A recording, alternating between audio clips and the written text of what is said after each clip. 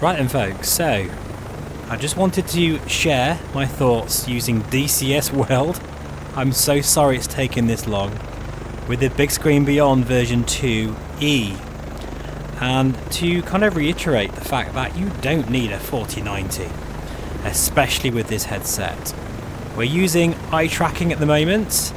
We're over the Cold War Germany map, and I am recording, which annoyingly really saps me of frames.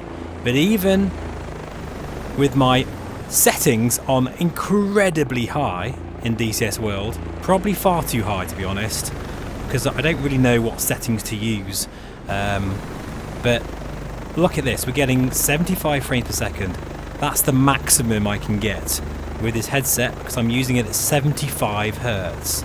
And it looks phenomenal.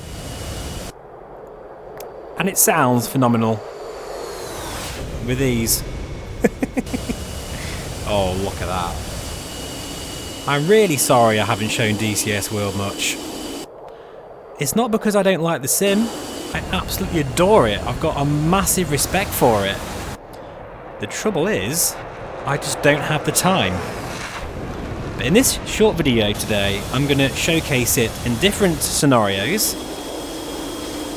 showcasing the performance and why the Bigscreen Beyond version 2E, well, could be your next VR headset, especially if you don't really have a 5090 but you want amazing visuals and micro OLED technology and, yeah, this form factor.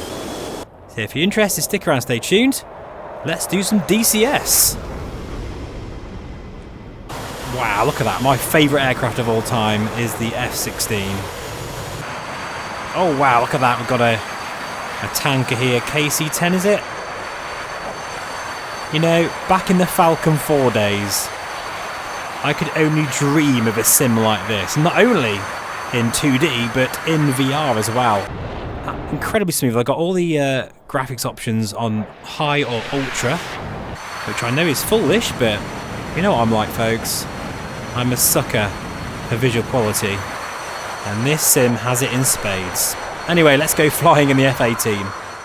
So here we are on the deck of HMS Thingy in the F-18. This is a campaign mission, and actually I just need to get my FPS counter back up, but it feels very, very smooth.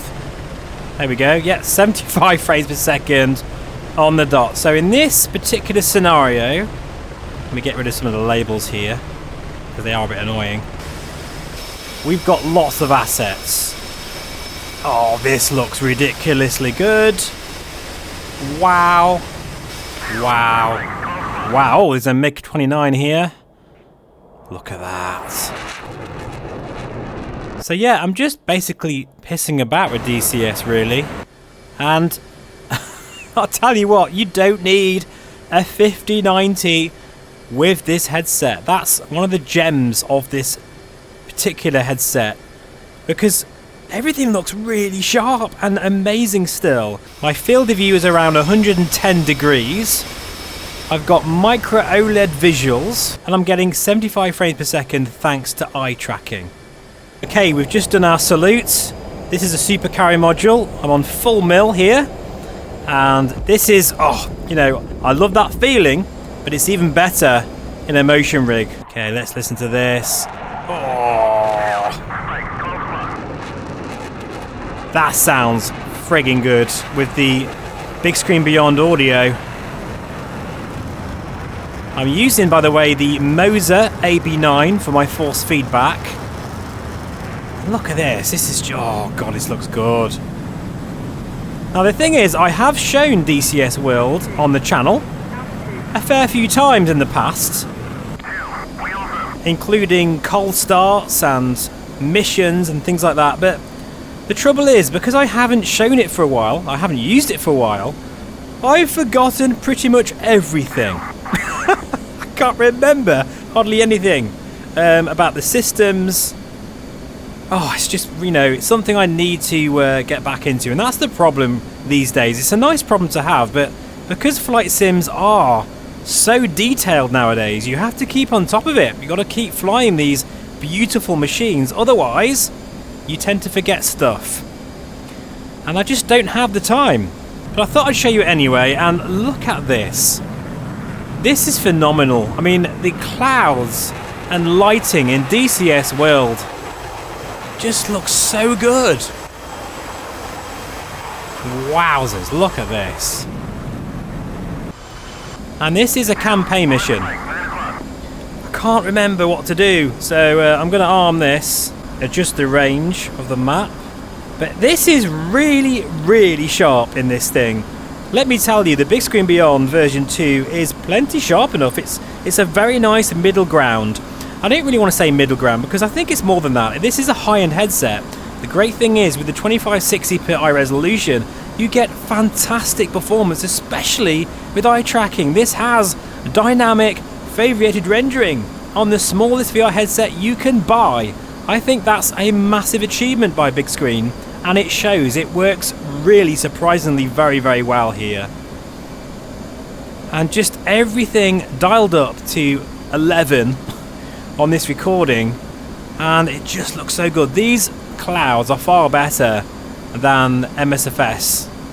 They just look a lot more volumetric, a lot more like water, if that makes sense, especially when you go through them. Just look at the transitions here. You don't get any of that pixelation, it's just perfect. And now I feel like I'm really in the thick of it.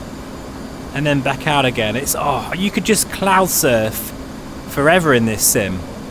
I can't wait to see what's in store for DCS World this year, because especially with the dynamic campaign, that trailer that they released recently, friggin' hell, it looked epic.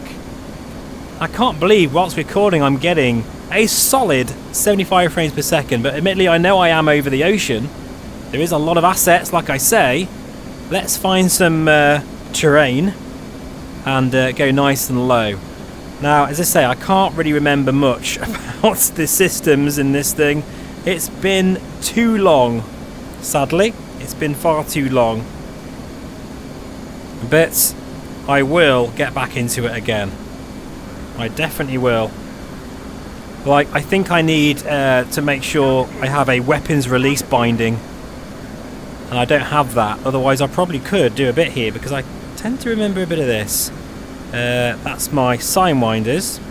But yeah, just looking again at all of the detail here, just looks good. And what I love about DCS World, in terms of the VR implementation, it's way ahead of MSFS. For example, I can run this in DLSS, but also enjoy full native TAA for the glass cockpits, because they've done that. It's already, you know, part of the sim, which is just fantastic and really makes a difference.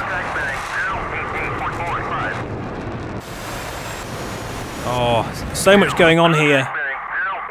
We've got some MiGs, and I don't know what I'm doing. So the Bigscreen Beyond version 2 is an absolutely insane headset for this type of thing, because I don't even feel like I've got a headset on my face.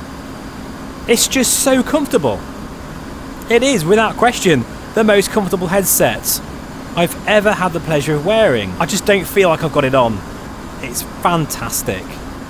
And looking out there, pure blue sky, beautiful clouds. This is epic, guys. Absolutely epic. It really is. It's good to be back in DCS World. I just need to kind of find my feet again. So, any recommendations for someone coming back to the sim? Any advice? Please let me know. Oh, look at that. Look, that's clearly some missiles been firing there. I wonder if I can track them, because I'm kind of fumbling around on my keyboard here. Oh, look at that, MiG-29. Oh, yes, that's an IL-76, I believe. Yes, it is. Look at that, what a beastie. Oh, yeah, look at that. That is beautiful. Whew. Wow. I can see some terrain over there, so let's go full mill. And let's crack on with this. I say it every time, folks, but I really must pay DCS more attention. I'm just more of a GA guy, you know. I'm just more of a sort of bimble about in a general aviation aircraft or bizjet, and I just love touring the world in MSFS. But no, this is very special. This is absolutely something else. And I think hopefully it comes across very clearly that yes, I do own headsets that have a higher resolution than this, that look better than this, but when I go back to this, I don't think, oh, this is rubbish, it doesn't look very good at all. I'm thinking, holy hell, look at my performance. Holy hell, look at the form factor. How comfortable is this, you know? There's a lot going for this headset. And I think for most of you out there, especially now, with the crazy prices of PC components, you don't need a 5090. You just don't. I mean, check this out with a 4090. Bang on, 75 frames per second, whilst recording. Nice and low to the ground here. Oh, look at that. Absolutely friggin' beautiful. Love the audio on this headset. Really seals the deal. I think, as I say, the only thing that people complain about with this headset, mainly, well, there's two things. One, the glare. Now, I'm not getting any glare at the moment, but it is there. It definitely is there sometimes. In fact, more so than any other micro OLED headset. Hang on, there's a bit now coming in. As it's sort of changing, I can see a little bit down low. But it's not as bad as it used to be. But if you hate glare, guys, this is not the headset for you. Of course not. In fact, no pancake lens headsets for you. Most likely I'd recommend a QLED with the spherical lenses if you hate any glare. Or maybe the Pimax Crystal Micro OLED. In fairness, that does have glare as well, but it's not quite as pronounced as this. And the other negative, which is a bit odd. Oh god, that's a SAM launch. That's a SAM launch. I think it's heading for me, probably, I don't know. Oh shit. Is base station tracking. Base station tracking means the best tracking in the business. In fact, I'm only using one base station for this today, and look at this. I can still look behind me pretty well. So I know people moan that I don't look around in VR much, but it's a bit nauseous to watch. But if I did look around a lot more, the headset, well, it just doesn't feel like I've got it on. I'm looking around and tracking is perfect. So that is a big plus for base station tracking. But admittedly, you do need to buy at least one, obviously, and one is really all you need. Anyway, I'm messing about here, obviously just pissing about because I can't remember a lot of the systems of this F-18. Oh crap! Whoa, careful! But in any case, let's try one more thing. Maybe head into the Spitfire and maybe do a dogfight. But I just had to show this because it's just amazing. It really is a phenomenal experience. It really is. Can I tell my wingmen to engage? No, I don't think so. To be fair, we are bingo fuel, but being this close to the ground, I'm still getting perfect frame rate. I'm getting 75 on the button. No need for motion projection or tweaking or locking FPS. DCS World is so well optimized for VR. It really, really is. And this shows it. I'll be interested to try this in the Pimax Crystal Micro OLED next, because that resolution is way higher than this. But I don't think you need it, folks. Not really. If you favour performance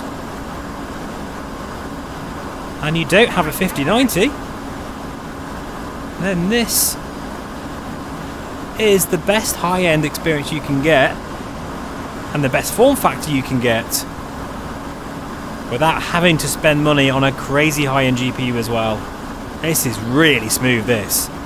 Like, wow. So for this last part of the mission, I thought I'd jump into the Spitfire. Not sure how to get rid of those labels, I can't remember. Is it Control and F6? I can't remember, but in any case, this is the Mariana map, which is known for being very hefty on FPS apparently. But yeah, just listen to this, folks.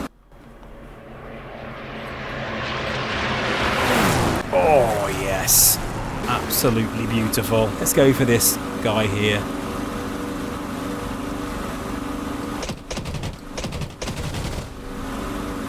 Okay, cargo damaged.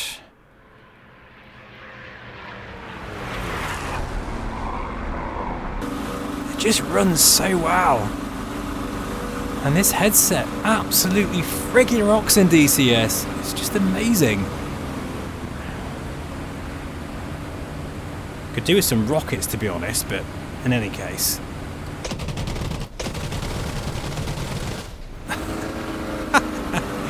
Oh dear. Whee! Look at that, perfectly smooth. And those palm trees and all those trees there, they are known for being absolute hogs in VR. Nothing wrong with it, absolutely works perfectly, and I do think a lot of that's thanks to the eye tracking. It definitely makes the biggest difference in DCS World. Right, I've got two 190s on me. And they've already shot my tail once, so this is not going to end well, folks, but I'm having a great time nonetheless. Oh, look at that. See, I'm getting shot again. Yeah, I'm getting shot. This is no way I'm going to get out of this alive. Oh, look at my wing. Eat your heart out, Aces of Thunder.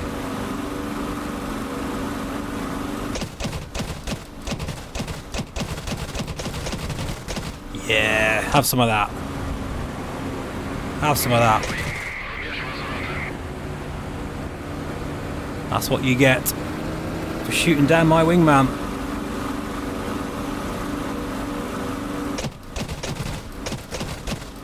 Oh, another shot there. Surely you're going... Oh, he's bloody... Now I've got two on me. Surely I can get him this time. Oh! I got him, but in the process I've completely destroyed my prop. Can do a forced landing. Let's do it, folks, see how we get on to end the video. So I actually did get both of them down, but one with my aircraft actually used it as a battering ram. Anyway, we need to focus because I need to find somewhere to land. And it's a bit hilly. Think fast. I'll tell you what, we'll clear these trees and head for this little bit of terrain here. It's still quite hilly, but as long as I keep my speed reasonable, I'll be able to do a flare at the end, and hopefully we can survive. Look at this, okay. Yeah, this is not exactly... Oh, that's nice, isn't it? Can you believe that just happened? Right, so I'm going to die anyway. Oh, well, let's have a look at this. Cinematic for you. Look at this. Oh. Well, there we go. Looks like another wave of enemy fighters spawned in and immediately went for my engine out landing. Anyway, folks, I hope you enjoyed that little DCS video today. Just a bit of a muck about, just to prove to you don't need a 5090, and actually this headset is phenomenal in a sim like this. With eye tracking, it works really well and looks fantastic as well. And sounds fantastic with this audio solution. Thanks for watching as always, I really appreciate it. Please feel free to subscribe, and I'll see you again very soon. Take care and bye for now.